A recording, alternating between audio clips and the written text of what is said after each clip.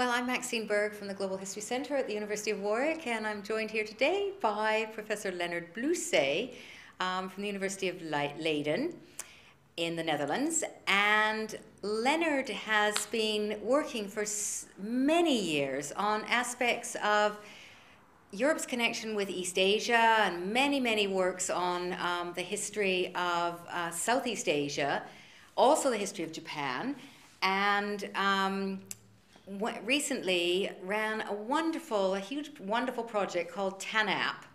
And I wonder, maybe, Leonard, you could tell us a little bit about TANAP and some of the recent projects that you've been involved in. Right. Yeah. Well, TANAP stands for Towards a New Age of Partnership. Mm-hmm. And the idea behind this program was to train young Asian university teachers to how to make use of the archival documents of the Dutch East India Company. Yes. I mean, these guys were all working, or were women and men, of course. They were working on early modern Southeast and East Asia. And for that period, the Dutch East India Company records are particularly useful. And nowadays, there are very few Asians who have learned how to read those documents and also to decipher them, and we were indeed very successful in that. So within 6 years' time, some 18 people got their PhD, and they are all back to their universities now and teaching there. Mm-hmm. And now we have a follow-up program, ENCOM PAST, which stands for encountering a common past in Asia. You see, we have been thinking a long time about inventing these names. So now they are sending their most brilliant BA students for an MA training at Leiden. But that isn't only for early modern, it goes up until the Second World War, so colonial history also. And we are training now some 60 people in 5 years' time. Amazing. Yeah. And so you bring them through, and they're all trained in Dutch and also in reading the archive. Yeah. Well, of course we teach them in English, but we teach them in reading knowledge in Dutch, which is very helpful. But if they want to use Portuguese or English or whatever or Spanish documents, it's fine with me. But we just give them that extra aspect, which has been very much neglected over the past few years. And you've got a great website too. Tell us what's on your website.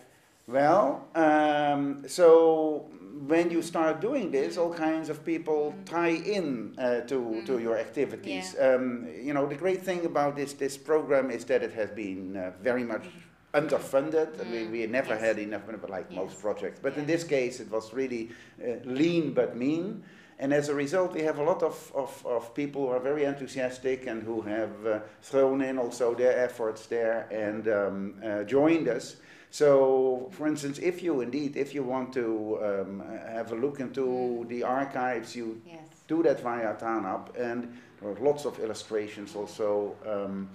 And you can be connected again also with other websites. So so that has been useful, and it's still growing, so to say. Yeah, that's great. And let me be clear about this. It's not all just about Dutch documents. I mean, we have also actually found traced new archives. For instance, Chinese archives in Southeast Asia and all that, and that's all included in this.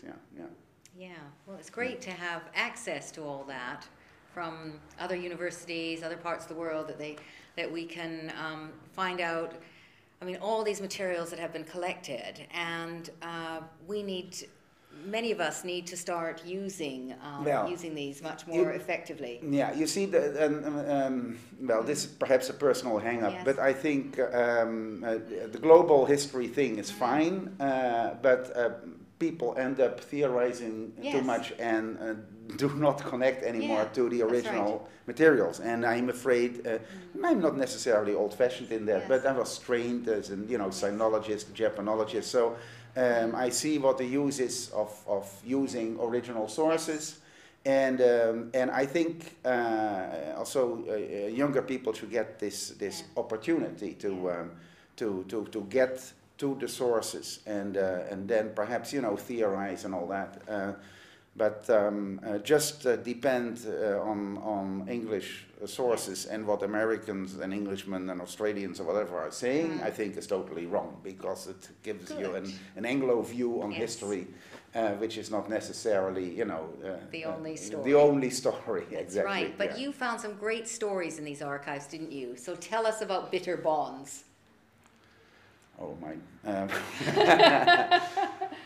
You never should ask people to tell about their own work. I mean, that becomes very embarrassing. I remember when I was a student, I made some money making ships in bottles, with written under it Captain Leo Alblas. I portrayed myself as an old ship captain.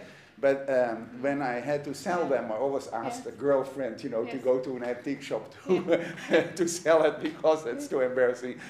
Well, so I think it's also a little bit difficult to tell too much about one's own work. But you can have these lucky hits in history. And the point is that indeed, if you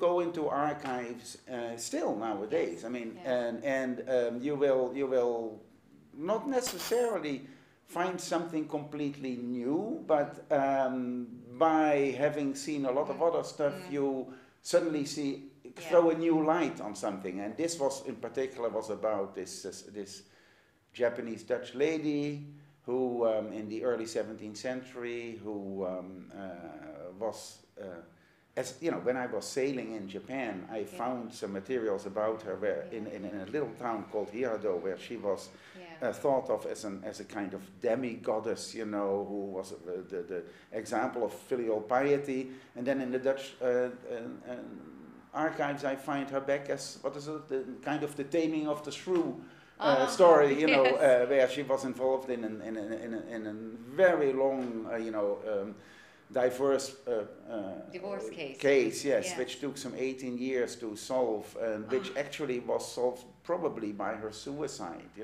so it's a very tragic story. But by going into these stories and looking at them from, either from the Western side or from the Eastern side and from the personal side, then you unravel, so to say, the position of women in colonial society. And so there are lots of other examples like that. But it was fun to write a book like that, yes. But yes, it had a clever twist, that book, because it's called Bitter Bonds, and it is the story of this major divorce case, but Bitter was surely the name of her husband. Yes. In Dutch, I called it Bitters Bruid, which means Bitter's bride. Yes. But somehow that doesn't sound well in English. I have certain ideas of my own at this moment. Well, I just wrote a book about these 3 port cities in the South China Sea. I'm now doing a comparative research project on the Rhine Delta and the Yangtze Delta.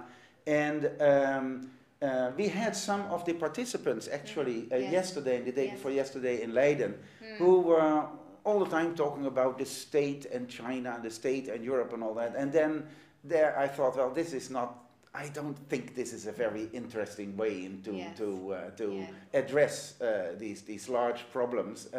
But on the other hand, I can learn a lot from it, So my basic reason of being here is to see, what is, what it has recent research been about, and to join that, of course, that discussion. Because sometimes I think it becomes too general and too abstract, when you talk about the state in China, the state in Europe, and then treat it as something which is, the same and is comparable, I find that a problem. And what we will be doing here probably in the following days is to talk about these concepts and see to what extent they can be used, as in a comparative way. Okay. Well, thank you very much for joining me, Leonard. It's great that you're able to be here.